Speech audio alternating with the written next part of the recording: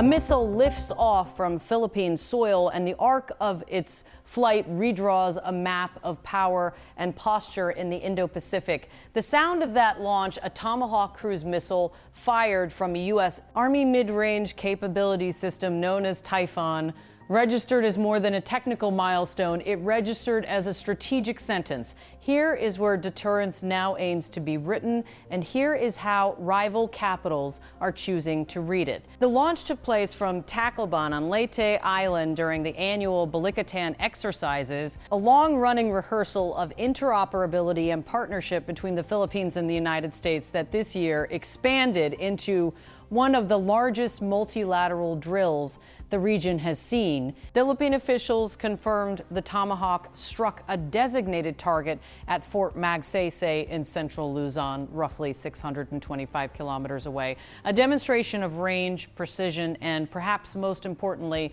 the political choice to deploy long-range strike systems on Allied soil. Exercise spokespeople were careful to stress technical detail over threat. The missile was an inert round, they said, fired to validate guidance and accuracy rather than to practice destructive effects. That distinction matters in public messaging, yet the posture signaled is hard to miss. The Typhon launcher is no casual addition. It can employ Tomahawk missiles with operational reach measured in the hundreds, even thousands of kilometers. It can also integrate interceptors like the Standard Missile-6, extending the layered options available to joint commanders. Put simply, forward-based Typhon batteries expand how quickly and how far the partnership can hold targets at risk from Philippine territory, a capacity that carries implications for the South China Sea, for Taiwan's eastern seaboard, and for the calculations of every Navy, Coast Guard, and missile defense planner in between. From Beijing, the launch landed as provocation.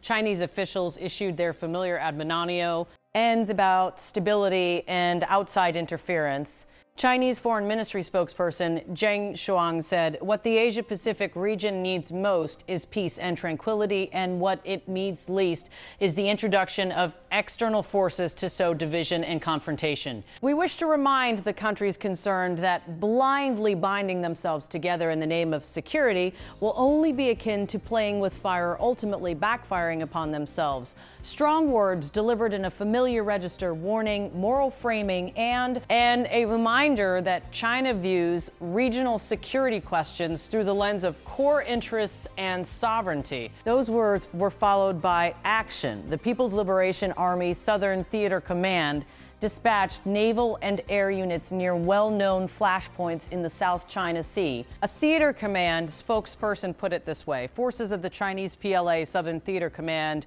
will resolutely safeguard China's territorial sovereignty and maritime rights and interest. Ever has had to make before us and firmly uphold regional peace and stability. Whether described as reassurance or as deterrence, those patrols were meant to be visible, to show Beijing's capacity to match rhetoric with activity and to remind observers that maritime presence itself is a language of statecraft. This unfolding exchange, long-range strike tests on one side, maritime patrols and live fire drills on the other, offers a useful shorthand for the region's condition. It is not a single event. It is a pattern. Assets are moving again and again into forward positions. Partnerships are deepening and diversifying, and messaging is increasingly synchronized across diplomatic, military, and media channels. Balikatan, traditionally a bilateral US Philippine exercise, opened its ranks to new participants this year. Some 17,000 troops from 7 nations took part. Partner navies and air forces from Japan, Australia, Canada, France, and New Zealand joined operations. For the first time, certain maritime strike drills were staged within striking distance of Taiwan, conducted from areas as close as Ipayat, an island roughly 155 kilometers from Taiwanese shores. Japan formally joined the exercise, and with it, equipment that signals a sturdier deterrent posture. Tokyo deployed Type 88 anti-ship missile systems, a step that carries both symbolic and practical weight in a neighborhood where every new capability is read as a potential escalation or balancing move.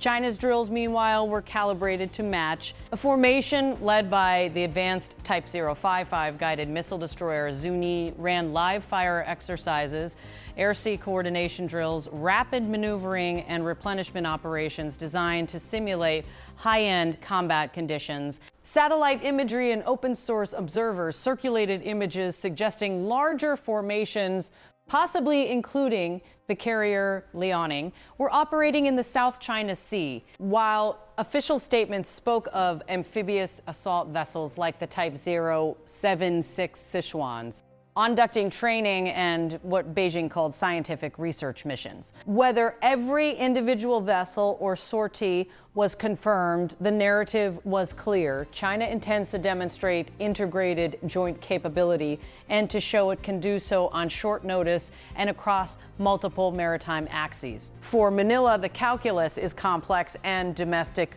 politics matter. The Philippine government has insisted that current deployments are not directed at any single country. Officials frame the build-out as a matter of modernizing defense and building joint capability to respond to a range of contingencies. At the same time, discussions in Manila about acquiring additional missile systems from the United States are public and ongoing. Those decisions are not merely technical. They are debates about sovereignty, deterrence, public opinion, and the risk of becoming a staging ground in a confrontation not of the Philippines' making. That raw strategic tug comes with legal and diplomatic overtones. Scarborough, GAF Shoal, the second Thomas Shoal, and other features in the South China Sea are more than geography. They are legal claims, national narratives, and flashpoints for both incidents at sea and broader diplomatic rows. Every patrol, every escort, every interdiction at sea has the potential to be photographed, briefed, and then amplified on multiple platforms, shaping public opinion and constraining the narrow room diplomatic actors have to maneuver. The military technicalities are worth unpacking because they shape incentives. Tomahawks are conventionally armed cruise missiles prized for precision and reach, deployed from a mobile land-based Typhon launcher in the Philippines. They shrink the time between decision and effect compared with strikes originating from ships or submarines at sea. That can be stabilizing in the sense of making deterrence more credible, but it can also be destabilizing if it compresses opponents' response windows and raises the probability of miscalculation. On the defensive side, the integration of SM-6 interceptors and similar systems seeks to deny adversaries freedom of action in the air and at sea. For regional partners uneasy about contingency scenarios involving Taiwan or disputed maritime zones, layered defenses, integrated command and control, and combined exercises are attractive because they increase the odds of coordinated response and buy time for diplomatic channels. Yet those same features, long-range strike, integrated defenses, and forward basing, are viewed through a different prism by those who fear encirclement or coercive pressure. The result is a security dilemma in real time. Each side's attempt to secure itself is interpreted as a threat by the other. The presence of extra-regional partners complicates the picture further. Japan's participation, including the deployment of anti-ship missiles, crossed an informal threshold in the eyes of some Chinese strategists. European partners like France and Canada added Kappa city and political breadth to the exercise, signaling that the Indo-Pacific is not merely an Asian neighborhood issue, but a broader concern for democracies whose trade and security interests traverse those waters. For ASEAN nations, the calculus is delicate. They prize stability and economic ties with China, but many also welcome capacity building and clearer security arrangements with the United States and like-minded partners. None of this eliminates the risk of unintended incidents. Maritime and aerial encounters can escalate quickly. The sound of a missile launch can be misread. A patrol near a shoal can generate a radio exchange that, if poorly handled, can spiral into a physical clash. Commanders and diplomats are acutely aware of this. They repeat phrases about restraint, rules of engagement, and the need for hotlines and protocols, but the friction remains. In a highly connected information environment. Even a routine exercise will be parsed through domestic politics, strategy, ICE and narratives, and the 24-hour news cycle, adding pressure on leaders to act decisively, sometimes before all facts are known. What should observers watch next? First, look for the operational cadence. Will Typhon batteries remain in theater as temporarily deployed units, or will they rotate and become a more persistent presence? Will Manila move forward additional acquisitions and basing agreements that institutionalize longer-term U.S. force posture? Second, watch command and control linkages. The degree of interoperability, data sharing, and joint planning that gets institutionalized between the Philippines, United States, and third-party partners will determine whether the current phase is episodic or structural. Third, monitor diplomatic tracks. Are Beijing and Manila engaging directly through defense and foreign ministry channels to build guardrails, or are public warnings and exercises the dominant currency of interactions? There are also economic and political dimensions that will shape choices. Domestic publics in the Philippines and in partner countries will ask about trade, investment, and the costs of greater military alignment. Political leaders will weigh the security benefits of alliance depth against the vulnerability of becoming a front line. In Beijing, strategic thinkers will factor in opportunity costs and global posture, assessing whether to prioritize maritime presence, missile coverage, or diplomacy to counter perceived encirclement. Despite the heat of this week's exchanges, the institutions that have long underpinned crisis management remain crucial. Back-channel diplomacy, military-to-military communication lines, and multilateral forums provide pathways to de-escalate should they be used. The simpler truth, however, is that high-stakes signaling has become normalized. Live fire drills, carrier transits, and land-based long-range fires are now routine instruments in a contest once waged primarily in the shadows. That normalization is itself consequential. When strategic instruments become routine, the shock value diminishes and response thresholds recalibrate.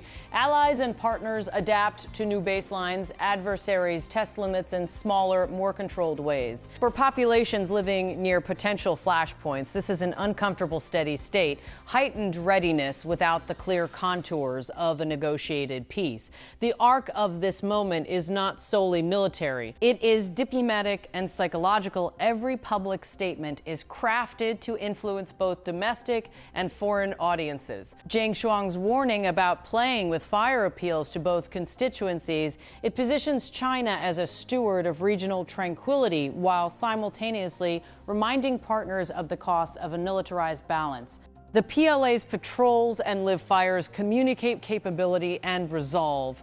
U.S. and allied demonstrations of reach and interoperability answer with credibility and reassurance to partners who fear abandonment. At its core, the clave between forward defense and forward deterrence raises a central question for the Indo-Pacific: how to reconcile firm deterrence with risk management. Can states build credible military options without accelerating a spiral of counter-posture and counter-deployment? Can rising capabilities be matched with clearer rules of engagement and stronger diplomatic architecture to prevent mishaps from becoming crises? Answers will not emerge overnight. They will take negotiation, transparency measures, confidence-building steps, and the political will to accept limits where necessary. They will also require that the parties involved, the Philippines, the United States, China, regional partners, and outside stakeholders, keep multiple channels open even as they posture in public. Those channels are the only sure way to translate current tension into stable deterrence rather than inadvertent conflict. For now, the Typhon launch from Tacloban is a hinge moment in a broader story. It is a technical success, a symbol of expanded reach, and a political message wrapped in a missile's flight path. It has prompted predictable provocations and precise counters. It has sharpened the debate over basing, acquisition, and alliance depth. It has also reminded military planners and diplomats of the fundamental reality of great power competition. The closer assets move to potential flashpoints, the thinner the margin for error becomes. The next chapter will be written in movements Ships transiting, aircraft cycling through patrols, exercises planned and then adjusted. It will also be written in words, statements, responses, and negotiations that either expand the space for managed competition or harden the outlines of confrontation or harden the